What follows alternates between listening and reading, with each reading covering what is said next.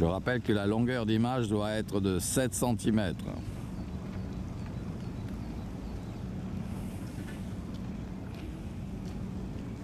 Si vous vous tenez entre 30 cm et 1 mètre de votre écran, la longueur de l'image doit faire 7 cm. C'est ainsi que vous pourrez voir les représentations figuratives plus ou moins anthropomorphes ou animales ou les personnages que cet arbre que j'ai appelé le monument nous offre. Avec là une sorte de visage très grand comme vue d'ensemble. On voit cette tête. Moi je la vois plutôt là, je vois un œil ici. Ici je vois un œil, un autre œil à côté là, le nez. Je vois comme plan d'ensemble, je vois une sorte de visage. Mais il y a aussi à gauche, dans la partie droite là, eh bien on voit une tête aussi qui est là, qui est bien visible. Bon, il y en a une plus bas là, celle-ci. Alors si on exclut cette partie qui est à droite, on a aussi d'autres visages.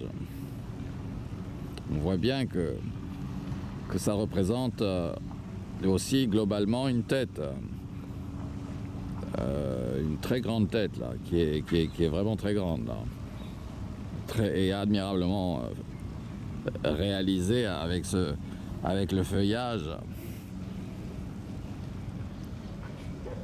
C'est probablement au millimètre près. Ça donne l'impression que nous y voyons comme forme. Ça offre ces formes qui sont comme pour nous impressionner, pour nous faire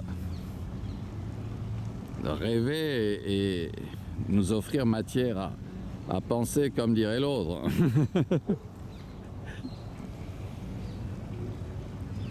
Et on a vraiment quelque chose qui a à voir avec une intériorité.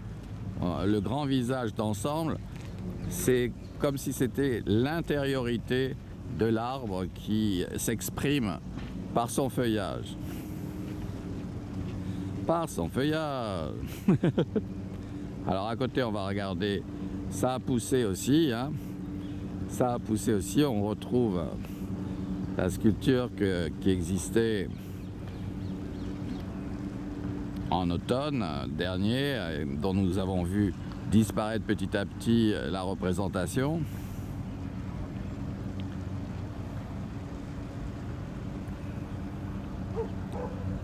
Et la plupart des arbres donc sont en train de représenter,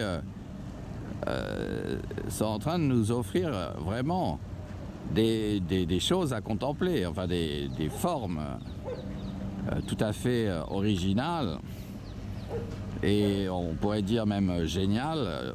Par exemple celle-ci là, c'est incroyable et c'est fait grâce à un squelette, l'arbre, le tronc d'arbre et les branches qui sont la structure de ce qui va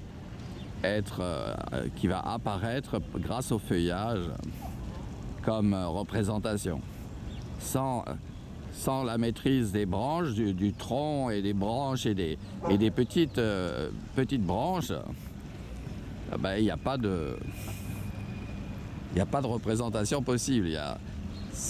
On a vraiment besoin du tronc de l'arbre et de toutes les branches jusqu'aux plus petites, et tout ça est maîtrisé par l'arbre qui est heureux de se présenter de cette manière quand je suis ici, mais si je suis à 20 pas plus loin, d'une manière qui a changé et qui transforme la sculpture.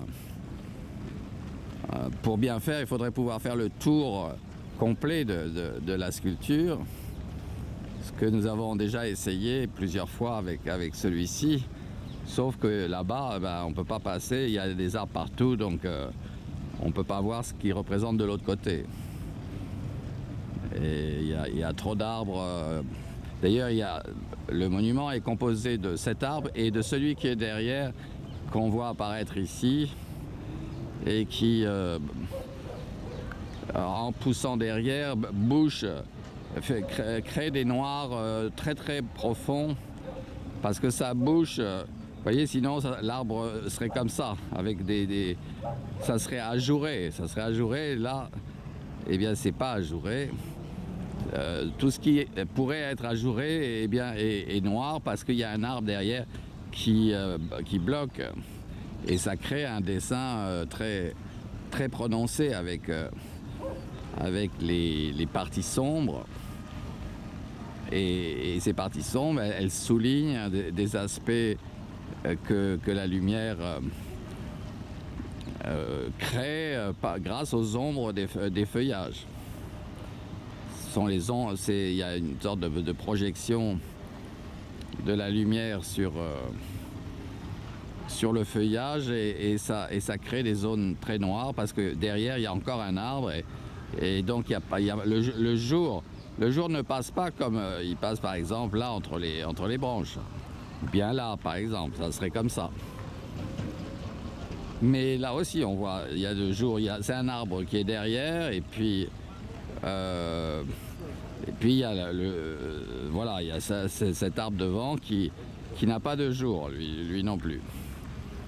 Pareil pour celui-ci qui représente cette tête.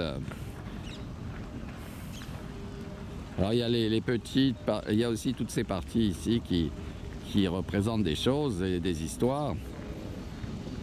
Toutes ces parties au-dessous.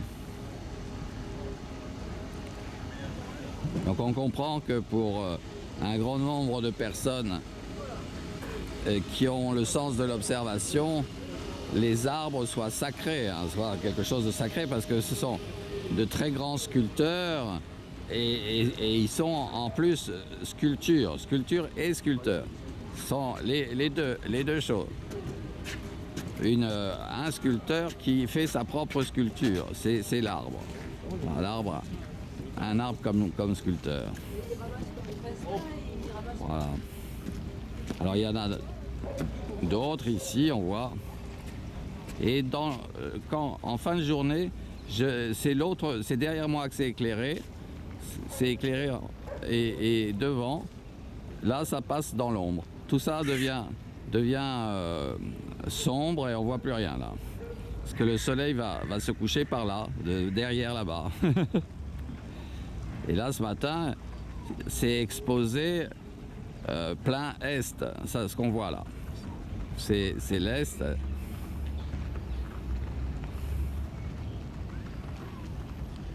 Voilà.